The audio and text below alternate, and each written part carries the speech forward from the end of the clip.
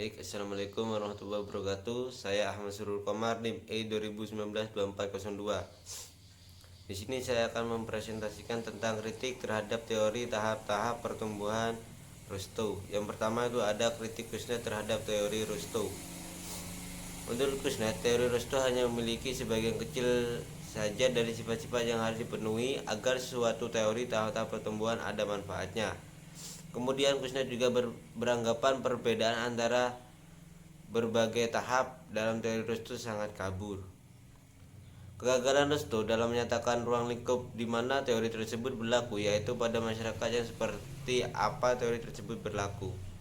Kuznets juga mengajukan kritik mengenai terbatasnya ciri-ciri dari teori Rostow tersebut yang dapat diselidiki kebenarannya secara empiris.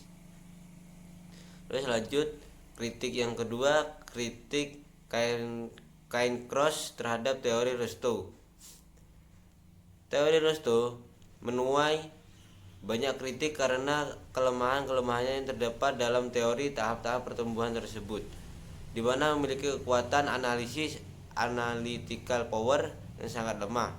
Kemudian para ahli juga menyangsikan apakah teori tersebut dapat menjadi pijakan terhadap proses pembangunan yang berlangsung di negara berkembang karena proses pembangunan yang berlangsung di negara berkembang akan sangat berbeda dengan yang terjadi di negara maju.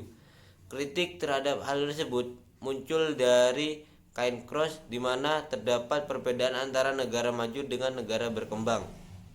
Itu kritik menurut Cairncross terhadap teori Rostow. Terus lanjut yang terakhir, kritik lain terhadap teori tahap-tahap pertumbuhan ekonomi. Sejumlah kritik terhadap teori Rostow dapat digambarkan sebagai berikut. Yang pertama itu ada teori Rostow dianggap terlalu sederhana. Yang kedua, Rostow menyebut tentang tabungan dan investasi namun tidak mengklarifikasi mengenai perlunya infrastruktur keuangan untuk menyalurkan tabungan yang ada ke dalam investasi. Yang ketiga, bahwa investasi yang dimaksud Rostow belum tentu akan menghasilkan pertumbuhan ekonomi.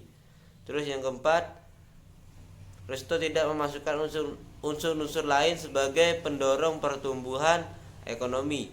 Perlunya infrastruktur lainnya seperti sumber daya manusia, pendidikan, jalan-jalan, jalur kereta api, jaringan-jaringan komunikasi. Terus yang kelima, teori Rostow tidak menjelaskan bahwa efisien dari penggunaan investasi apakah ditunjukkan untuk aktivitas-aktivitas produksi atau untuk penggunaan lainnya. Ya, itu saja yang bisa saya sampaikan. Cukup sekian dari saya. Apabila ada salahnya mohon maaf. Assalamualaikum warahmatullahi wabarakatuh.